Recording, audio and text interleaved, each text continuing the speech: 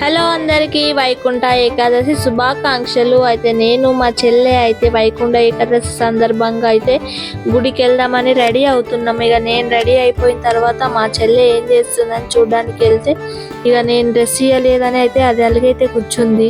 ఇక ఆ విషయం మా మమ్మీకి చెప్దామని వెళ్తే మా మమ్మీనేమో కోపంలో రొట్టెలకి బదులు నన్ను కొట్టగల అని బయటికి వచ్చేసిన. ఇక మా చుట్టుకి ఏం చేస్తుందో చూద్దాం అనేసరికి పోతే అదేమో యోగా చేసుకుంటే కూర్చున్నది. ఇక యోగా చేస్తున్నావు ఎందుకు చుట్టుకి అని అడిగేసరికి అది కూడా నన్ను గురకాయించి చూస్తున్నది. ఇక ఎవరి గోల నాకెందుకులే అనేసి నేనైతే రెడీ అయిపోయినా. ఇక నేను రెడీ అయ్యేసరికి ఇక ఎట్లాగో నన్ను వదిలేసిపోతుందని మా చెల్లి అయితే ఇక నేను వస్తాను కూర్చొని మళ్ళా అర్ధగంట తీసుకొని మళ్ళీ రెడీ అయింది. ఇక ఇద్దరం రెడీ అయినాక అయితే అద్దం ముందల నిలబడి మస్తు సోకులు అయితే పడ్డాం. ఇక సోకులు పడ్డాక గుడికి అయితే స్టార్ట్ అయిపోయినాం. ఇక ఈ వ్లాగ్ షార్ట్ అయితే 60 నిమిషాలే కాబట్టి ఇంకా లెంతీ వీడియో చేయలేం కాబట్టి ఈ వ్లాగ్ ఇక్కడికే ఎండ్ చేస్తున్నాం. ఇంకా గుడి దగ్గర కలుద్దాం, మళ్ళీ నెక్స్ట్ షార్ట్లో కలుద్దాం.